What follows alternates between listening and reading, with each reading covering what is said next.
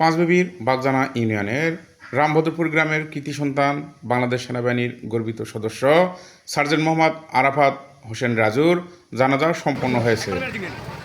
পারিবারিক সূত্রে জানা যায়, গত 20 জুলাই সোমবার বগুড়ায় নিজের বাসায় বাথরুমে গোসল করতে গিয়ে হঠাৎ স্ট্রোক করেন তিনি।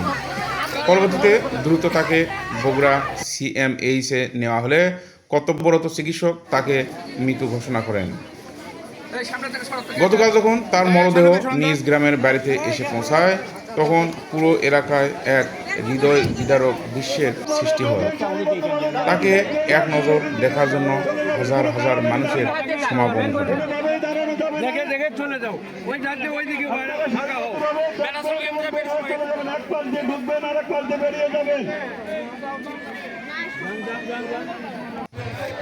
দেশ ও জাতির সেবায় নিয়োজিত এই সেনার সদস্যের আকস্মিক মৃত্যুতে পুরো এলাকায় শোকের ছায়া নেমে এসেছে।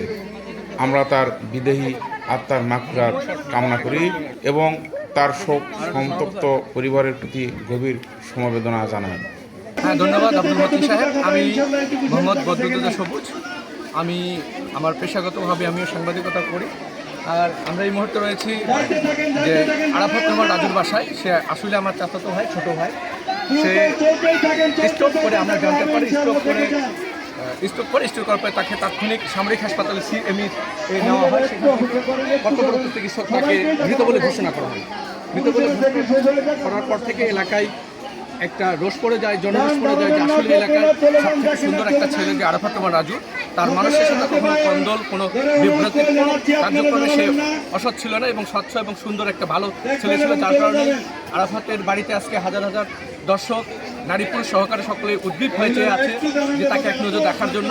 কিন্তু সামরিক রীতিনীতি অনুসারে এখানে তাকে দাফন করা হবে, এমনটি আমরা তথ্য সূত্রে জানতে পারি। রাজু আমাদের খুবই ভালো ছেলে। আমাদের পাশেই স্কুল, আমার বাড়ির পাশেই স্কুল, খুবই ভালো ছিল উনি। সকল থেকে ছোটোবেলার থেকে, আমি তার বয়স আমার বোধহয় 60-65, তো মোটামুটি আমাদের বাড়ির কাছে স্কুল। খুব এত ভদ্র ছেলে ছিল, ওই অত এলাকার মধ্যে কেউ ছিল না। আর আল্লাহ তাআলা ওখানে ওনাকে জান্নাতবাসী করুক। আল্লাহ রাব্বিল আলামিন সবার দোয়ার যেন ওনাকে আল্লাহ যেন পৌঁছায়, জান্নাতবাসী করুক। ওনার ছেলে মেয়ে যেন দুইজনের শান্তিতে রাখার তৌফিক দান করুক।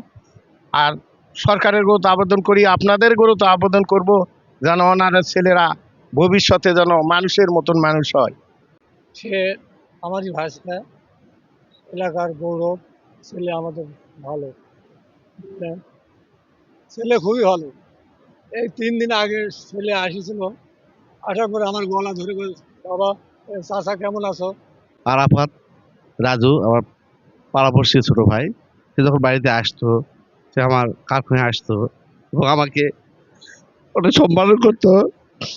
উনি মারা যাওয়ার 2 দিন আগেই আমার কারখানায় আসছিল, ওনার সপরিবার সহকারে। মৃত্যুর সংবাদ আসলো। এসে মৃত্যুর কথা শোনার পরে আবার সেদিন থেকেই মনটা ভালো নেই। মানে নিজেকে ঠিক রাখতে পারতেছে। আল্লাহ ওনার জান্নাতবাসী করুক। ওনার ছেলে মেয়ে যারা আছে তাদের আল্লাহ ভালো রাখুক, এগুলো আমার কথা শেষ করতে। তো আমি একটু বলবো যে আমার ছেলের জন্য দোয়া করেন।